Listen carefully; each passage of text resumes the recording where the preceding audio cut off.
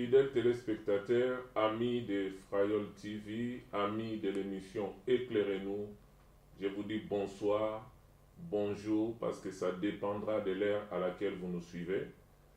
Donc, comme d'habitude, dans cette émission, nous sélectionnons des questions des différents auditeurs et des différents téléspectateurs et nous essayons de les classer en série.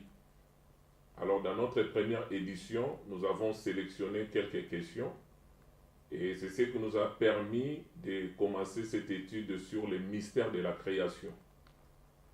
Alors, l'émission était bien passée.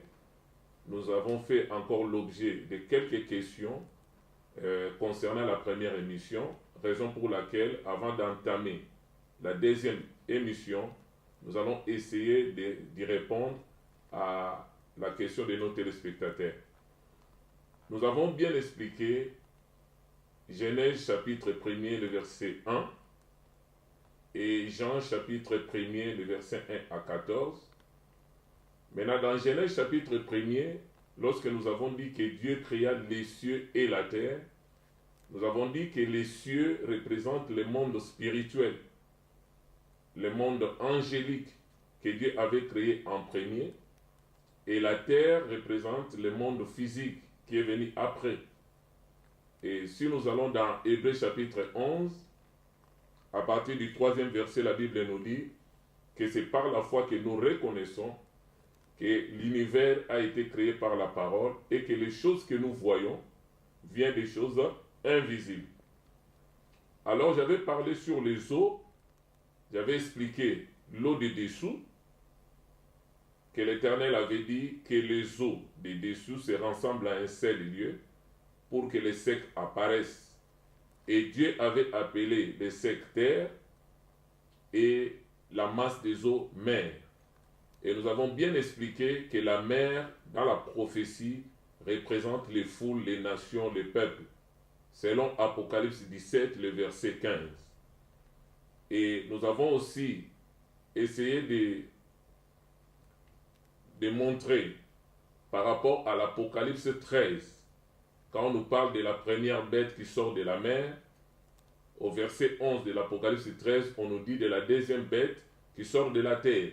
Et nous avons dit que prophétiquement parlant, la terre représente Israël et la mer représente les nations. Donc, cela se voit aussi dans Genèse 12, lorsque l'Éternel a appelé Abraham de sortir de son pays pour faire de lui un autre peuple et tout ça. Maintenant, la question qui m'a été posée, c'était, j'ai parlé de l'eau de dessous, mais je n'ai pas parlé de l'eau de dessus. Donc, pour répondre à nos fidèles téléspectateurs, donc l'eau des dessus, ce sont aussi des hommes, des ministres de Dieu, des serviteurs de Dieu. Alors, nous allons voir un texte qui parle de cette eau-là. Là, nous allons rapidement dans Psaume 148. Je prends seulement le verset 4. La Bible dit, je commence au verset 1er pour une bonne compréhension des choses. La Bible dit, louez l'Éternel du haut des cieux, louez-le dans les lieux élevés, louez-le, vous tous ses anges, louez-le, vous toutes ses armées, louez-le, soleil et la lune, louez-le, vous toute étoile lumineuse. Le verset 4, louez-le, cieux des cieux, et vous, eau qui est au-dessus des cieux. Donc, cette eau-là, ce sont des ministres paroles. C'est-à-dire, au moment où Dieu a appelé l'étendue à l'existence, l'étendue a séparé l'eau de dessus et l'eau de dessous. Et nous avons compris tout ce qui concerne l'eau de dessous. Mais maintenant, l'eau de dessus, ce sont des serviteurs de Dieu, ce sont des ministres paroles qui ont la mission d'arroser la terre et la mer comme la pluie qui tombe. Et vous allez voir l'apôtre Paul quelque part dans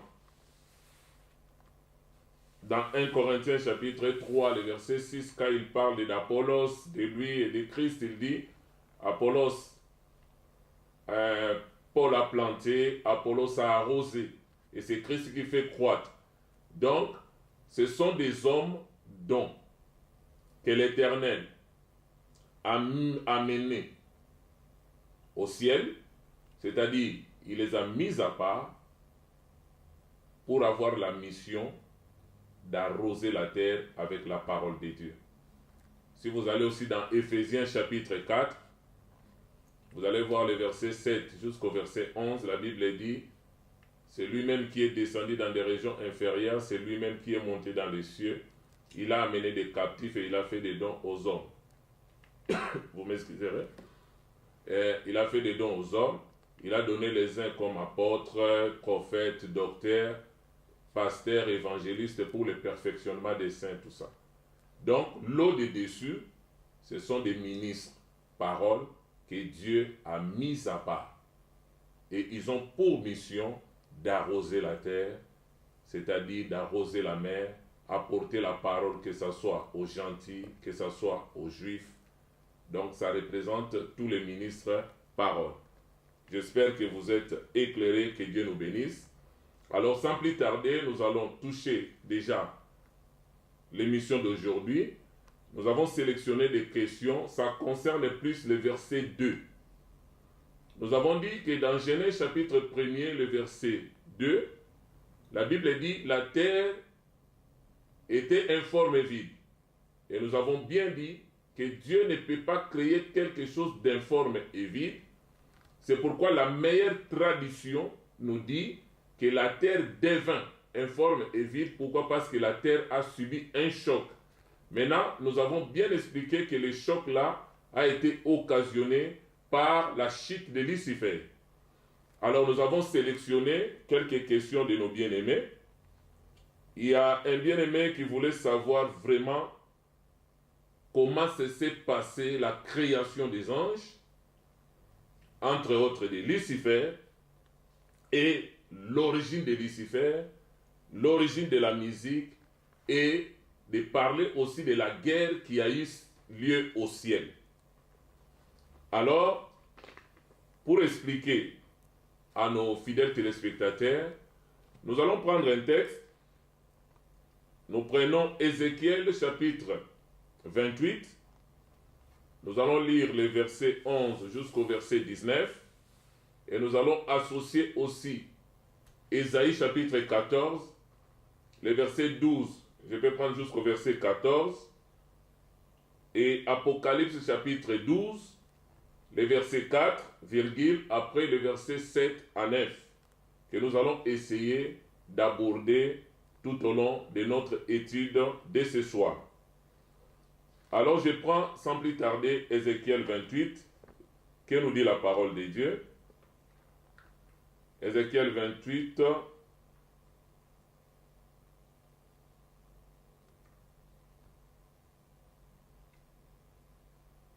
Ézéchiel 28,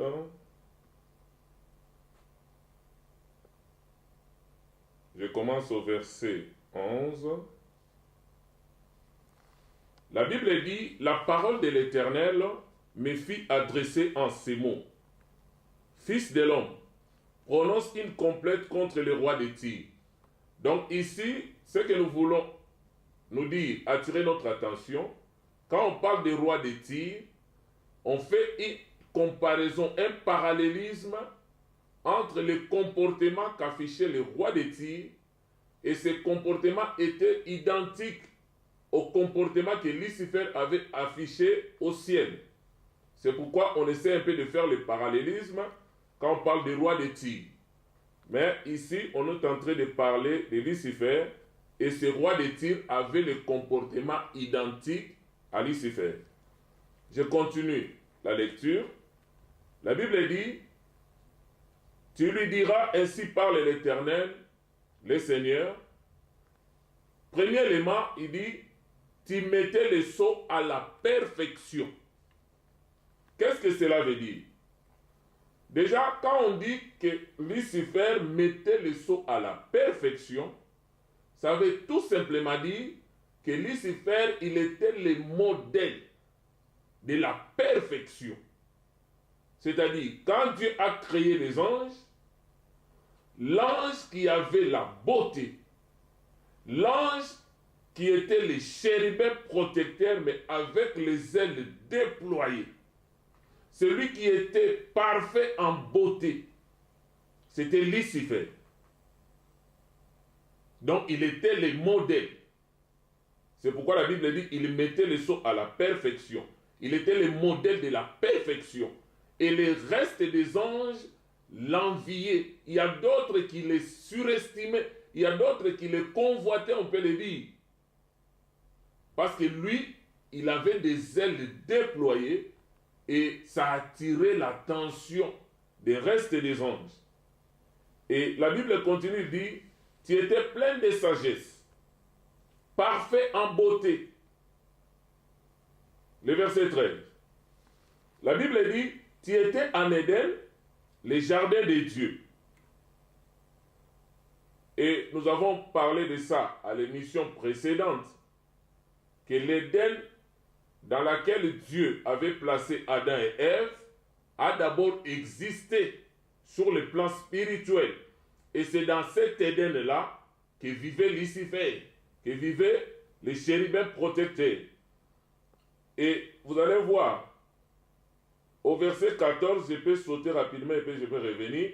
Il dit, tu étais un chérubin protecteur aux ailes déployées. Je t'avais placé et tu étais sur la sainte montagne de Dieu. Et tu marchais au milieu de pierres étincelantes. Donc, quand je prends aussi le verset 13, la Bible dit quoi?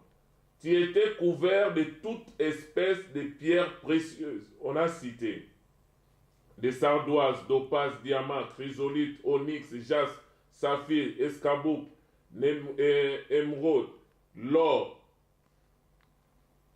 Je laisse d'abord la partie des tambourins et des flûtes. Là, c'est un autre élément. Donc, ici, Lucifer était couvert de pierres précieuses. Maintenant, la gloire de Dieu. Quand la gloire de Dieu s'est manifestée, maintenant, il y avait des reflets par rapport aux pierres précieuses que lui portait, qui le couvraient comme un vêtement. Et c'est ce qui faisait que les autres anges voyaient comme si il était la lumière. Mais en réalité, Lucifer n'était pas la lumière, mais il était porteur de la lumière. Parce qu'il y a beaucoup de gens qui confondent. Ça dit, Lucifer déjà par définition veut dire porteur de lumière. Lui n'était pas la lumière, mais il était porteur de la lumière. C'est comme quand vous prenez dans l'évangile de Jean, au chapitre 1er. La Bible nous parle. Il dit, il y avait un homme qui est apparu au nom de Jean-Baptiste. Lui n'était pas la lumière, mais il rendait témoignage à la lumière. Donc Jean-Baptiste était porteur de la lumière. Et la Bible dit que la lumière là était la lumière du monde. Et cette lumière était la vie. Et elle est venue chez les siens l'ont rejetée. Et nous comprenons que cette lumière, c'est la personne de Jésus-Christ. Il est venu chez les siens, c'est-à-dire les Juifs l'ont rejeté. Ils ont préféré les ténèbres qu'à la lumière. Donc, en d'autres termes, Jean-Baptiste aussi n'était pas la lumière, mais il était porteur de la lumière. De la même manière aussi, Lucifer n'était pas la lumière, il était porteur de la lumière. C'est pourquoi aujourd'hui, celui qui comprend ces choses, il ne peut pas se faire berner par la doctrine luciférienne qui disent aux gens que c'est Lucifer qui est porteur de la lumière, il vient maintenant pour apporter la lumière et c'est lui qui est la lumière par excellence. Non, la lumière c'est Jésus-Christ de Nazareth, comme nous explique l'évangile de Jean au chapitre 1er et le verset 14. Donc, nous voyons que Lucifer, Dieu l'avait placé sur la sainte montagne de Dieu. Il était en Éden, le jardin de Dieu. Donc, ça nous fait voir sa position. Il avait une position élevée par rapport à beaucoup des anges. C'est ce qui a occasionné son orgueil. À partir de cette position, la position qu'il avait occupée dans le jardin d'Éden. Et la Bible dit que Lucifer marchait au milieu des pierres étincelantes. Donc, ce sont ces pierres précieuses, ces pierres étincelantes qui reflétaient la lumière. Mais lui n'était pas la lumière. Aujourd'hui, quand je prends l'exemple des occultistes ou des sciences occultes, ils ont souvent l'habitude de dire que voilà, si vous adhérez dans notre organisation, dans notre congrégation, nous apportons la lumière. Et quand tu prends la cérémonie que nous voyons même à la télé, des francs-maçons, des Illuminati, on amène quelqu'un qui est bandé, on lui dit que tu es aveugle, mais maintenant quand tu viens, tu adhères dans notre communauté, maintenant nous allons t'apporter la lumière. Nous allons t'illuminer, t'éclairer. C'est pourquoi ils ont souvent ces slogans pour dire la connaissance, c'est ça la lumière c'est la connaissance, et cette connaissance amène au pouvoir. Donc c'est pour dire, pour prendre le pouvoir, tu dois avoir la connaissance. Mais maintenant, ce qu'il faut comprendre, c'est quoi? C'est lui qui illumine véritablement, c'est le Seigneur Jésus-Christ. Nous avons un texte que nous allons essayer de lire pour essayer d'éclairer nos téléspectateurs. Nous allons dans Éphésiens au chapitre 1er. Éphésiens chapitre 1er. Je peux commencer au verset 16. Ça, c'est l'apôtre Paul qui dit. Il dit ceci. Je ne cesse de rendre grâce pour vous, faisant mention de vous dans mes prières. Verset 17. Éphésiens 1. Afin que le Dieu de notre Seigneur Jésus-Christ, le Père de gloire, vous donne un esprit de sagesse et de révélation dans quoi? Dans sa connaissance. Verset 19. Et qu'il illumine les yeux de vos cœurs pour que vous sachiez quelle est l'espérance qui s'attache à son appel et quelle est la richesse de la gloire de son héritage qu'il réserve aux saints. Donc nous avons compris que c'est Jésus-Christ qui illumine. Parce que l'homme, quand Dieu l'a créé dans le jardin d'Éden, Dieu ne l'a pas créé aveugle. L'homme était dans la volonté parfaite de Dieu. L'homme était visité tous les soirs par Dieu. Il communiait avec Dieu. L'homme ne connaissait que la volonté de Dieu. Or, la volonté de Dieu n'est ni bien ni mal. La volonté de Dieu est tout ce qui est bon, agréable et parfait. Là, nous sommes dans Romains chapitre 12, le verset 3. Mais l'homme ne connaissait pas les biens et les mal. Parce que les biens et les mal, c'était une connaissance cachée dans cet arbre de la connaissance des biens et du mal. Mais avant de faire la connaissance ou d'acquérir la connaissance du bien et du mal, mais l'homme était dans la volonté parfaite de Diy. L'homme n'accomplissait que la volonté de Dieu. C'est-à-dire qu'il ne faisait que ce qui est bon, agréable et parfait. Voilà pourquoi aujourd'hui l'apôtre Paul nous exhorte dans Romains chapitre 12, les versets 1er jusqu'au verset 3. Il dit quoi? Je vous exhorte, bien-aimés, par la compassion du Seigneur, à offrir vos corps comme un sacrifice vivant, saint et agréable à l'Éternel, ce qui sera de votre part un culte raisonnable. Après, il continue, il dit, ne vous conformez pas au siècle présent, mais soyez au contraire transformés par le renouvellement de l'intelligence. Parce que si l'intelligence n'est pas renouvelée, tu ne peux pas discerner la volonté de Dieu dans ces trois dimensions. Ce qui est bon, agréable et parfait. Donc pour discerner cette volonté que Adam avait perdue avec Ève lorsqu'ils ont péché dans le jardin d'Éden, voilà pourquoi nous sommes obligés de naître de nouveau du second et du dernier Adam qui est Christ. Et c'est par cette nouvelle naissance, et Dieu maintenant va te doter de son esprit, l'esprit qui vient maintenant pour t'illuminer, pour te donner l'esprit de sagesse, l'esprit de connaissance, de la vérité. Ainsi, ça va te permettre de discerner maintenant la volonté de Dieu dans ces trois dimensions.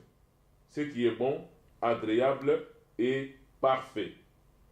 Donc, nous avons compris que ce n'est pas les hommes sages de ce monde qui peuvent éliminer quelqu'un. Ce n'est pas un homme ou un descendant d'Adam qui peut éliminer l'autre. Ce sont des connaissances occultes. Quand on parle par exemple de l'ouverture du troisième œil, c'est l'œil de la sorcellerie qui permet aux gens de voir des choses. Mais ce n'est pas ça la vraie illumination selon Dieu. C'est pourquoi la plupart des hommes de Dieu, des serviteurs, parce que même autrefois, nous avons des gens qu'on appelait des diseurs de bonne aventure, des gens qui avaient l'ouverture du troisième œil, qui voyaient des choses que les yeux physiques ne pouvaient pas voir. Ils peuvent te donner des prophéties, ils peuvent te parler des choses. Et aujourd'hui, il y a des gens qui courent derrière ces hommes-là. Aujourd'hui, si vous les cherchez, ils ont aussi créé des églises, ces gens-là. Et ils traînent des foules à cause des prophéties, des choses comme ça. Donc, c'est pour nous dire que la sagesse des hommes, on va lire un texte, je crois dans 1 Corinthiens chapitre 1er. Pour ceux qui prennent note, vous pouvez prendre à partir du verset 18, vous pouvez aller jusqu'au même au verset 29. Ce que dit la Bible par rapport à la sagesse des hommes. Écoute ce que dit la Bible. La Bible dit ceci au verset 18, 1 Corinthiens chapitre 1er. Il dit, car la prédication de la croix, c'est-à-dire la prédication où on parle de la crucifixion de Jésus, est une folie pour ceux qui périssent, mais pour nous qui sommes sauvés, elle est une puissance de Dieu. Aussi est-il écrit, je détruirai la sagesse des sages. Écoutez bien, l'Éternel dit, je détruirai la sagesse des sages. C'est pourquoi il y a beaucoup d'églises, beaucoup de sectes, beaucoup de congrégations, de confessions religieuses qui remettent toujours en cause la mort de Christ, la crucifixion de Christ, parce qu'ils trouvent ça inconcevable. C'est-à-dire, si tu veux réfléchir avec la sagesse humaine, tu trouves que ça n'a pas de sens. Comment quelqu'un, pour sauver l'humanité, doit mourir? C'est là où Dieu a dit, je vais anéantir la sagesse des sages de ce monde. J'anéantirai l'intelligence des intelligents. Il dit, où est les sages? Où est les scribes? Où est les disputaires de ce siècle? Les gens qui aiment des discussions, des débats inutiles. Dieu n'a-t-il pas convaincu de folie la sagesse du monde? Donc c'est pour dire, tout homme considéré comme sage, philosophe, qui que ce soit, avec sa sagesse, devant Dieu, sa sagesse, c'est la folie. C'est pourquoi la prédication de la croix, pour nous, c'est une force, c'est une puissance de Dieu. Et nous les prêchons, pourquoi? Parce que la croix, Dieu l'a déjà prédit. Depuis Genèse chapitre 2, quand il a dit, la solution au péché, la postérité de la femme écrasera la tête du serpent et le serpent lui blessera les talons. Au verset 21 de Genèse 3, Dieu était obligé de prendre un agneau innocent qui n'avait pas péché, de tuer cet animal, verser le sang et récupérer la peau de cet animal pour faire le vêtement et couvrir la nudité de l'homme. Donc tout ça, c'était des préfigurations de la mort de Jésus-Christ à la croix, de la prédication de la croix. Pour nous, c'est une puissance. Mais pour des gens qui ne sont pas sauvés, c'est la folie. Parce qu'ils cherchent à réfléchir avec l'intellect, avec l'intelligence humaine. Comment quelqu'un, il est censé venir sauver l'humanité, sauver les hommes, doit mourir. C'est pourquoi il dit, j'anéantirai l'intelligence des intelligents, la sagesse des sages. Et si vous continuez les textes, vous allez voir, il dit, car puisque le monde, avec sa sagesse, n'a point connu Dieu, dans la sagesse de Dieu, il a plu à Dieu de sauver les croyants par la folie de la prédication. Ça veut dire, quand il dit à quelqu'un que Dieu veut sauver l'humanité par la prédication, il trouve que c'est un peu facile. Parce que l'homme, naturellement, il aime vraiment que les choses soient difficiles pour croire que la chose est vraie. Or, par quelle prédication Dieu veut sauver le monde? C'est par la prédication de la croix. C'est pourquoi l'apôtre Paul, dans Romains, je crois chapitre 1er, le verset 16, il dit quoi? Je n'ai point honte de l'évangile de Christ. Parce que c'est une puissance de Dieu pour le salut de quiconque croit, des Juifs premièrement parce que le salut vient des Juifs, et des Grecs, nous les gentils, qui acceptons Christ. C'est par la folie de la prédication. Crois seulement en Jésus-Christ. Accepte Jésus comme Seigneur et Sauveur personnel. Tu as la vie éternelle, tu es sauvé. Mais quand les gens réfléchissent avec l'intellect, avec l'intelligence humaine, avec la sagesse humaine, ils trouvent que c'est drôle. Ils trouvent que c'est facile. Voilà pourquoi il y a des religions qui fait baser les saluts par les œuvres. Il y a des religions, quand tu lui poses la question, comme tu pries, comme tu es croyant, est-ce que tu as l'assurance du salut, que tu vas hériter le salut? Il te dira non, parce qu'à la fin, Dieu va mettre la balance pour prendre les bonnes œuvres, les mettre d'un côté et les mauvaises œuvres de l'autre côté. Si c'est les bonnes œuvres qui pèsent trop, tu vas aller au ciel. Si c'est les mauvaises œuvres qui pèsent trop, là tu vas aller en enfer. Mais nous, dans le christianisme véritable, nous avons l'assurance du salut. Et nous avons cette assurance, cette ferme assurance que j'ai accepté Christ comme mon Seigneur et mon Sauveur.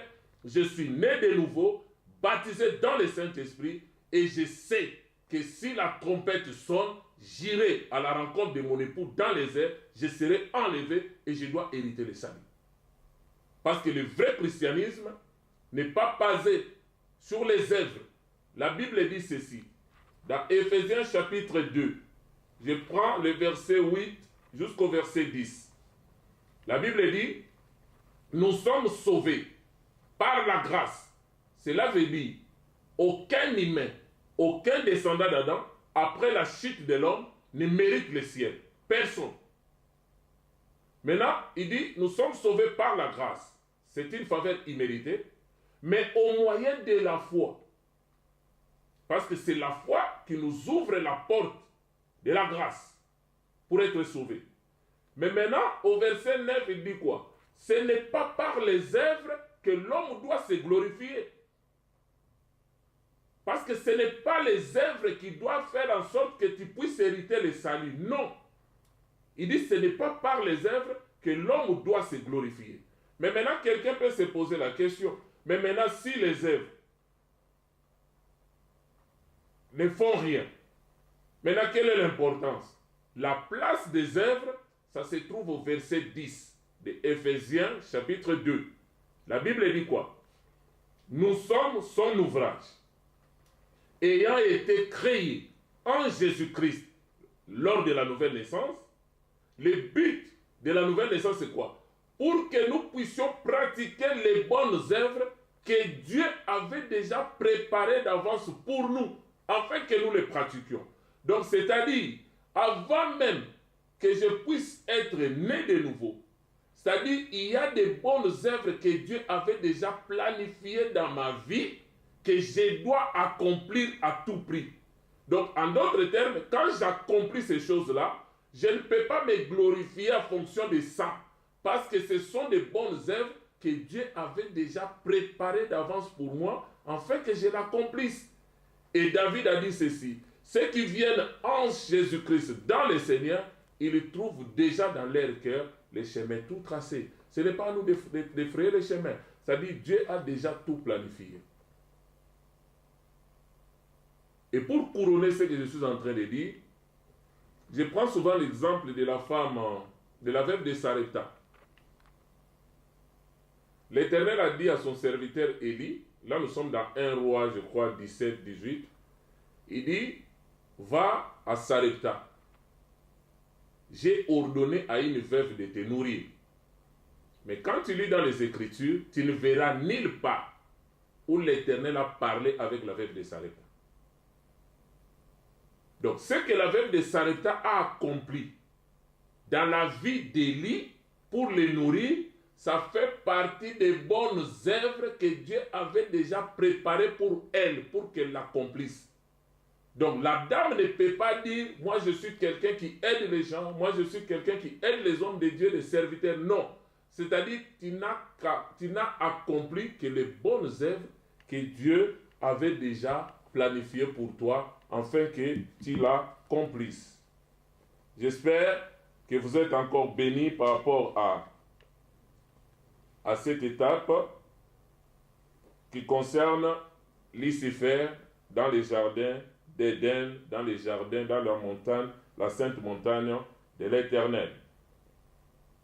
Et la Bible continue, le verset, je prends le 4e point, il dit, nous sommes au verset 13, il dit, tes tambourins et tes flûtes étaient à ton service, préparés pour le jour où tu fus créé.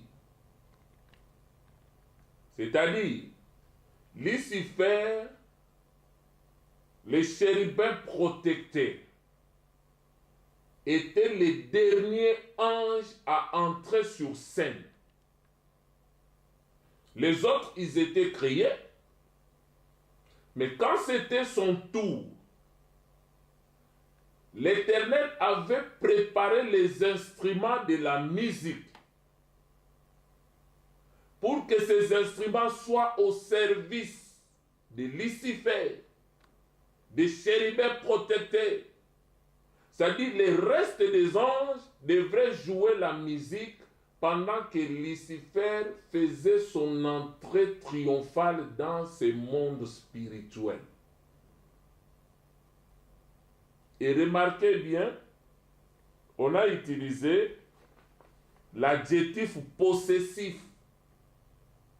Donc c'était pour dire, ces instruments-là étaient à son service.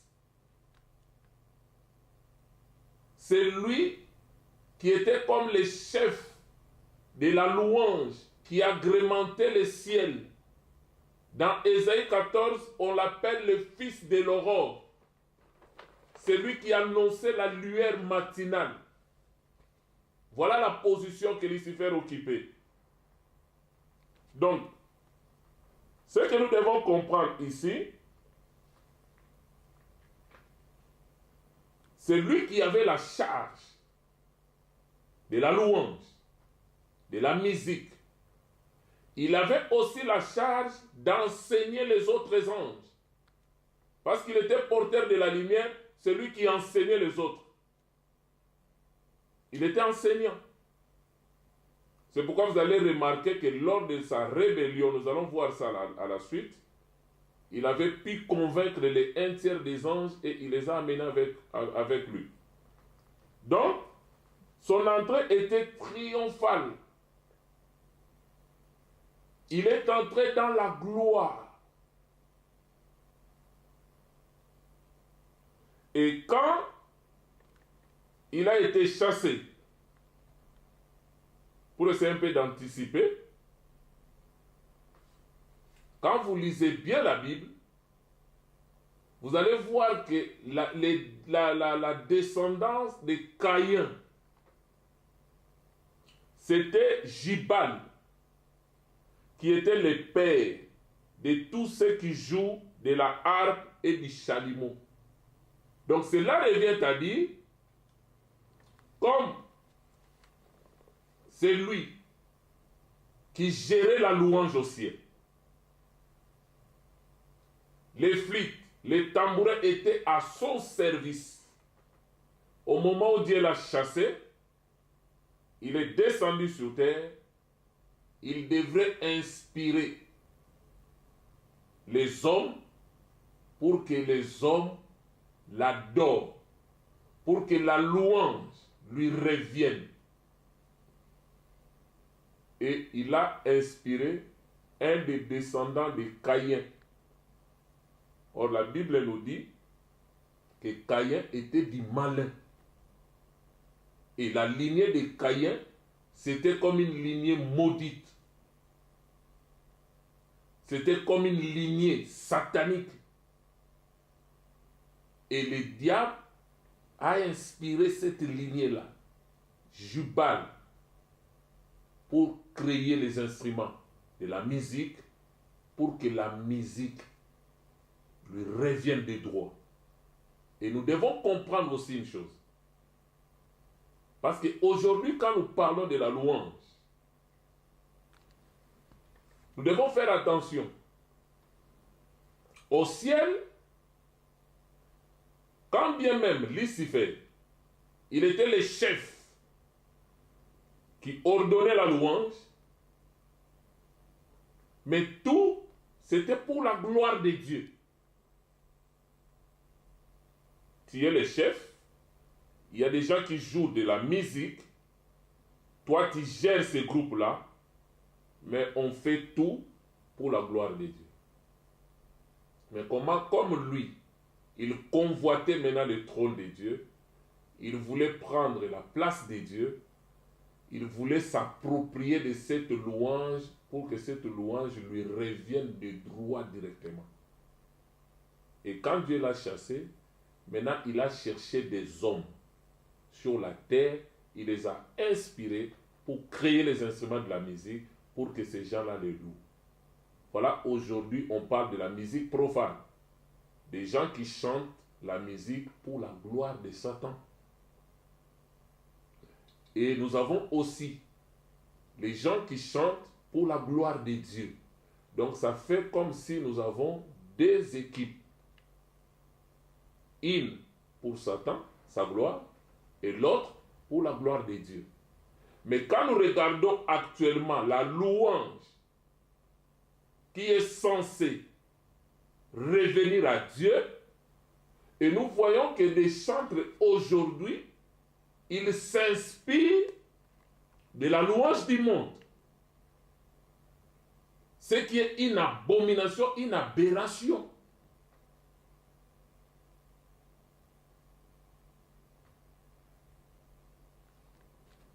Dans Luc 4, Lucifer est clair, Satan le diable est clair. Je profite pour répondre à une question aussi. Quelqu'un avait posé la question pour savoir pourquoi Dieu avait créé Satan. Dieu n'a pas créé Satan. Dieu a créé les chérubins protecteurs aux ailes déployées, que nous appelons Lucifer en tant que porteur de lumière. Lors de sa rébellion, il est devenu Satan le diable. Dieu n'a pas créé Satan. Dieu il a créé les chérubins protecteurs. Donc, c'était pour répondre rapidement à cette question-là.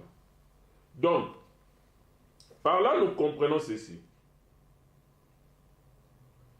Que la louange,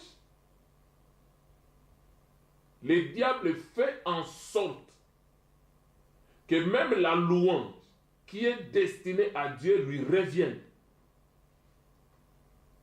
C'est pourquoi il y a beaucoup de gens, ils chantent.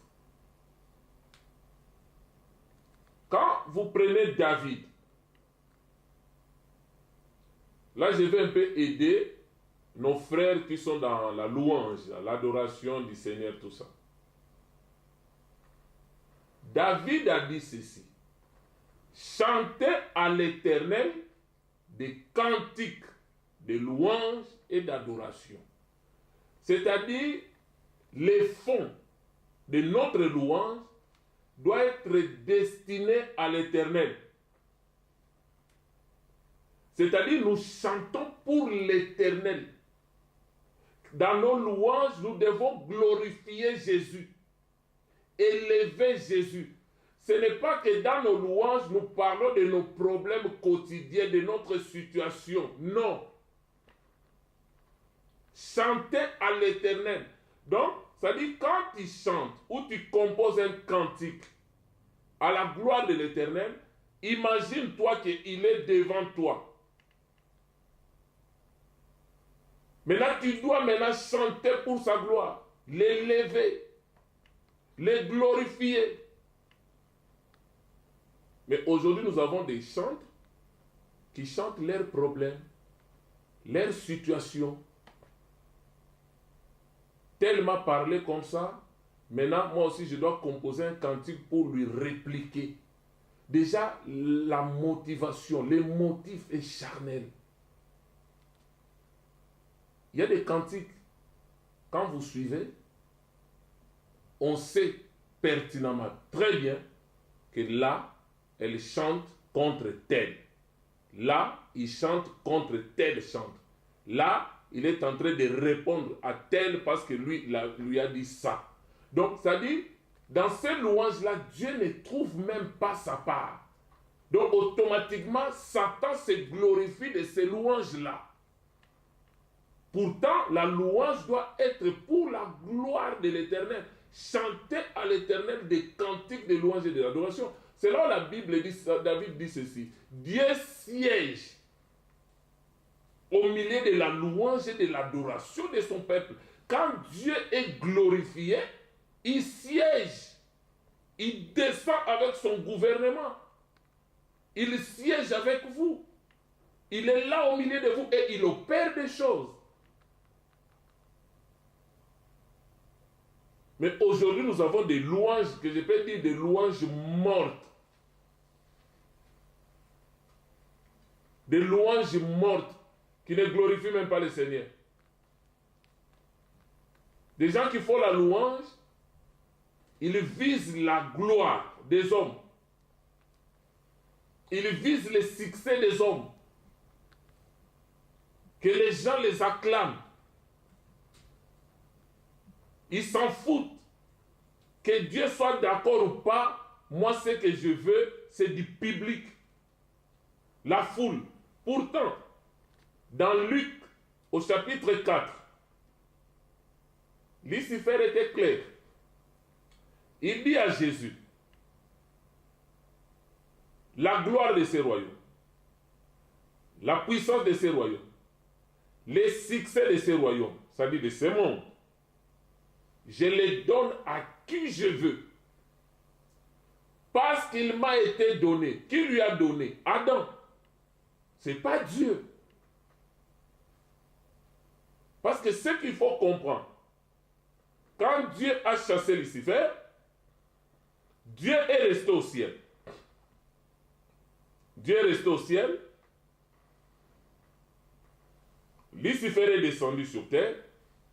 Mais Lucifer ne pouvait pas prendre le contrôle de la terre parce que sur la terre, il y avait les représentants de Dieu que j'appelle Adam. Quand Dieu a créé l'homme, dans Genèse chapitre 1er, le verset 26 à 28, il a dit, c'est pour régner, pour dominer et pour assujettir. C'est-à-dire l'homme avait la domination sur la terre. Dieu au ciel, l'homme sur la terre. Il est le représentant de Dieu. Donc le diable maintenant devrait rester dans les lieux célestes, dans les airs. C'est là où il avait fait son quartier général. Avant la chute de l'homme, bien sûr. C'est pourquoi quand vous allez dans 2 Corinthiens chapitre 12, à partir du premier verset, l'apôtre Paul dit ceci. Je connais un homme qui a été ravi jusqu'au 3e ciel, le paradis de Dieu. Il a vu des choses, il a entendu des choses qui n'étaient pas permis à un homme d'exprimer. Donc, avec Dieu, le paradis, c'est le 3e ciel. Le quartier général de Lucifer, ça fait partie de ce que nous pouvons appeler le 2e ciel. Et la terre des vivants, là où nous sommes, c'est le 1er ciel. Mais maintenant, dans l'organisation satanique, comme il a pris cette portion, cet espace-là, lui aussi, il a créé son monde. Maintenant, son monde, il l'a réparti en 7 ciels. C'est pourquoi quand vous suivez des chantres, des musiciens du monde, il y avait un musicien célèbre, ici en France. On lui a posé la question, tu veux livrer les concerts au Stade de France. On dit, qu'est-ce que tu réserves à tes fidèles, à tes téléspectateurs, à tes fans, tes mélomanes, tout ça.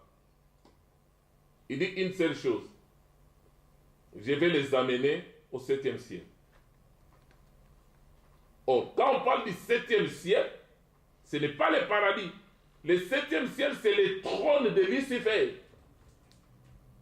Le paradis de Dieu, c'est le 3e ciel, selon 2 Corinthiens, chapitre 12, à partir du 1er verset jusqu'au verset 2. Et je peux ouvrir une parenthèse. L'apôtre Paul, on va lire ça. Parce qu'aujourd'hui, il y a des serviteurs qui commencent maintenant à sortir de leur corps, à faire des voyages astrales, pour dire que c'est biblique. Ce n'est pas biblique, ça c'est la sorcellerie. Je vais dans 2 Corinthiens chapitre 12. Écoute ce que dit la Bible. Il faut se glorifier. Cela n'est pas bon. J'en viendrai néanmoins à des visions et à des révélations du Seigneur. L'apôtre Paul dit quoi? Je connais un homme. Il parlait de lui-même comme s'il parlait de quelqu'un d'autre. Je connais un homme en Christ qui fit, il y a 14 ans, ravi jusqu'au 3e ciel. Pas 7e ciel. Au 3e ciel. Si ce fit dans son corps, je ne sais. Si ce fit hors de son corps, je ne sais, Dieu le sait. Mais aujourd'hui, nous avons des serviteurs. Ils sortent eux-mêmes de leur corps. Ils font des voyages astrales. Ils ne prennent plus d'avion. Ils n'ont plus besoin d'avion. Ils vont aller visiter des gens, faire des histoires et revenir dans leur corps.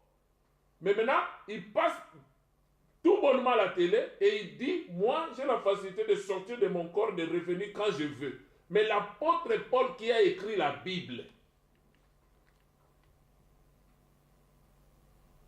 Les écrits que nous prêchons ici, c'est de l'apôtre Paul. Maintenant, ces pasteurs-là qui sortent de leur corps, ils n'ont même pas écrit un verset.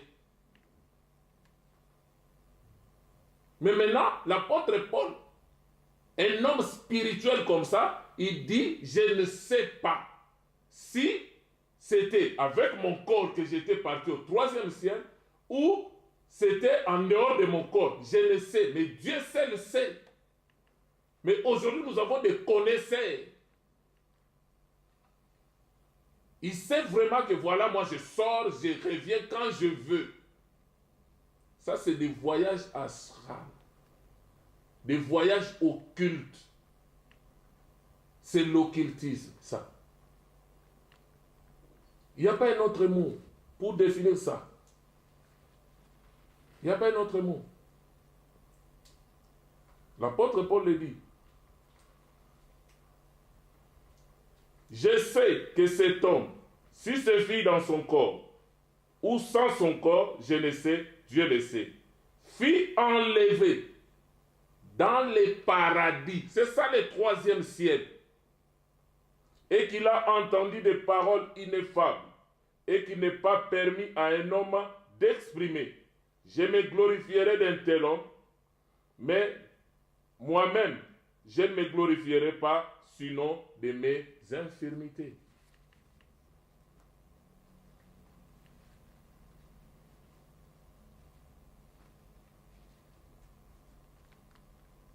C'est ça. Lucifer, quand l'homme a péché, c'est là où l'homme a vendu son droit d'aînesse. C'est là où Lucifer maintenant a pris le contrôle de la terre. Quand vous allez même dans Daniel chapitre 10, la Bible dit Daniel priait. Dieu a exaucé. Il a envoyé son ange pour que l'ange lui apporte la solution. Mais l'ange a été bloqué au ciel. Il a été bloqué au ciel.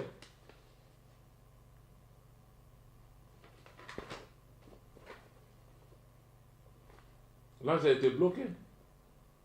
Il dit les princes des rois des Perses m'a résisté pendant 21 jours. Quand on parle des princes là, des Perses là, ça c'est l'esprit, les démons qui contrôlaient ce royaume. Et Dieu était obligé de dépêcher l'archange Michael pour venir libérer cet ange qui a été bloqué. Donc c'est pour dire, Satan, il a fait son quartier général, son QG, entre le 3e ciel et le 1er ciel. Et depuis ce temps-là, c'est là où la Bible dit, dans 1 Jean, on va lire, 1 Jean chapitre 5, le verset 19. 1 Jean chapitre 5, le verset 19.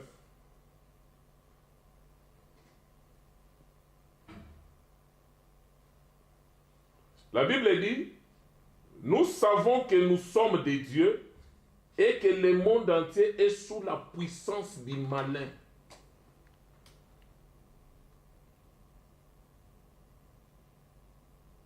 Quand vous allez dans Éphésiens, chapitre 6, Éphésiens chapitre 6, je peux prendre à partir du verset 11, je pense. La Bible dit quoi? Revêtez-vous de toutes les armes de Dieu, afin de pouvoir tenir ferme contre les ruses du diable. Verset 12, Éphésiens 6. Car nous n'avons pas à lutter contre la chair et le sang, le combat n'est pas physique, mais contre les dominations, contre les autorités, contre les princes de ce monde des ténèbres, contre les esprits méchants ou dans les lieux célestes.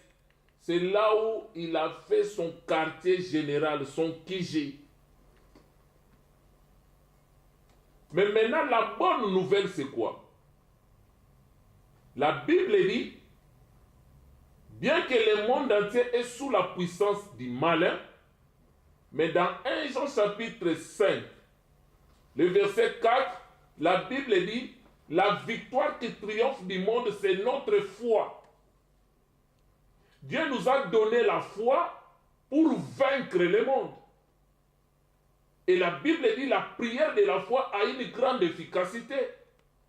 Donc c'est comme pour dire, si je suis sur la terre et que j'ai prie, si je suis un homme de foi, ma prière, les diables, les démons, les sorciers, les occultistes, personne ne peut bloquer cette prière parce que c'est une prière qui a la puissance. La prière de la foi sauvera les malades. La prière de la foi bouge le trône de Dieu. La prière de la foi amène à l'existence tout ce que Dieu a pourvu pour nous par sa grâce. C'est comme pour dire, la foi ne peut pas forcer Dieu à te donner des choses qu'il n'a pas pourvues pour toi par sa grâce. Mais la foi permet à Dieu de te donner tout ce qu'il a pourvu pour toi par sa grâce. C'est pourquoi celui qui a compris que le monde entier est sous la puissance du malin, il ne peut pas aimer le monde et les choses qui sont dans le monde. La Bible dit, je crois dans 1 Jean, je vais chercher le verset, dans 1 Jean, chapitre 2, 1 Jean chapitre 2,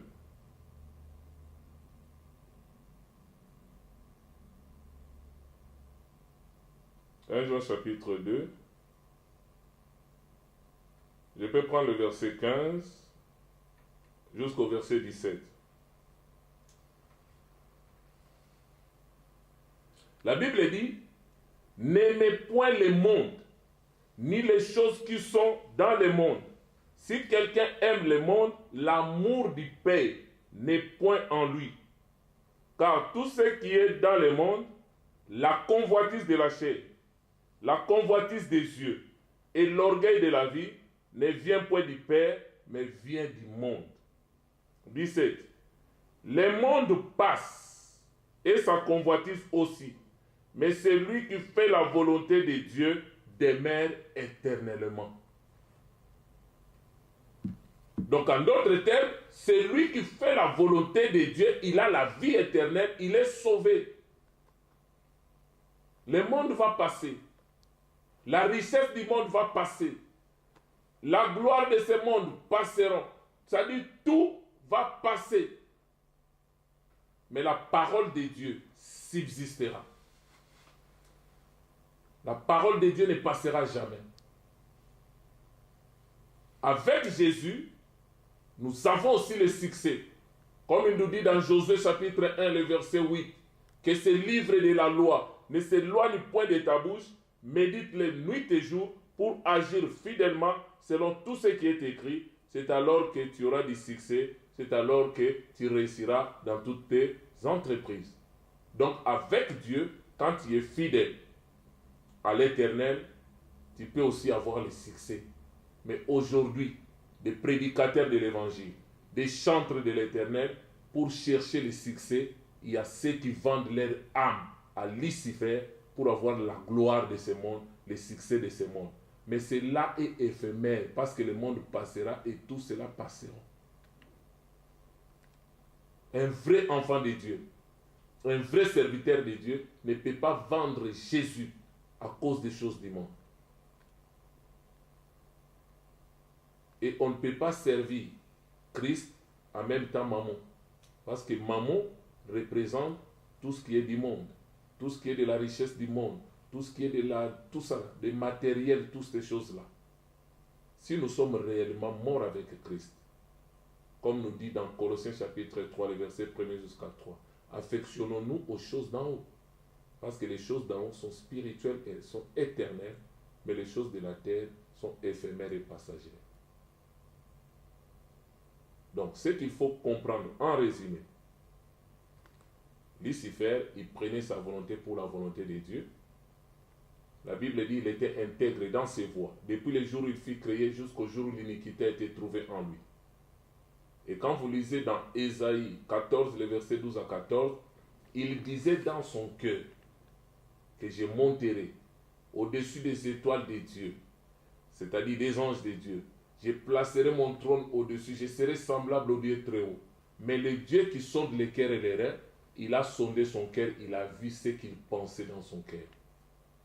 Mais Dieu lui laisse le temps pour qu'il puisse se remédier, mais il a persisté dans l'iniquité et Dieu a fini par le chasser.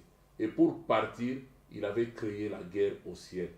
Cela nous dit dans Apocalypse chapitre 12, les versets 7, il y eut guerre au ciel, l'archange Michael et les autres anges combattirent, et la place du dragon, du serpent ancien, Lucifer, n'a pas été trouvée au ciel, et il fut précipité sur la terre. C'est lui qui est l'accusateur de nos frères, tout ça. Et la Bible dit, quand il est descendu, au verset 4, Apocalypse 12, il a saqué, entraîné les tiers des étoiles et les jeté à terre. Les étoiles là, ce sont des anges. Donc ça dit, il a pu convaincre les tiers des anges et il l'a ramené dans sa chute. Et ces anges-là, ce sont des anges déchus que nous appelons les démons. Et la bonne nouvelle dans tout ça, s'il a pu convaincre les tiers des anges, c'est que Dieu reste avec des tiers. C'est-à-dire, nous avons le double. Donc, la victoire est de notre côté. C'est pourquoi la Bible dit, ils te feront la guerre, ils ne te vaincront pas. Donc, je crois, nous avons compris que Lucifer est entré dans la gloire. C'est ce qui a éveillé son orgueil, son arrogance. Et quand il prend aussi le Seigneur Jésus-Christ, quand il est entré aussi dans le monde, il est entré dans la gloire. La Bible dit dans Hébreux chapitre 1er, quand vous prenez les versets 6 à 10, quand l'Éternel a introduit le premier-né dans le monde, la Bible dit que les anges de Dieu l'adorent. Et vous allez voir aussi quand Dieu a créé le monde, il a créé l'homme. L'homme aussi est entré dans la gloire. Selon Job chapitre 37, le verset 6 à 7. La Bible dit, quand Dieu créait le monde, tous les fils de Dieu, les étoiles du matin, éclataient en chants d'allégresse et poussaient des cris de joie. Donc l'homme aussi était entré dans la gloire. Donc c'est pour nous dire, il y a la gloire qui nous attend. Quand il reviendra pour prendre son épouse, nous irons avec lui dans la gloire. Que l'Éternel vous bénisse et à la prochaine émission. Soyez bénis. Amen.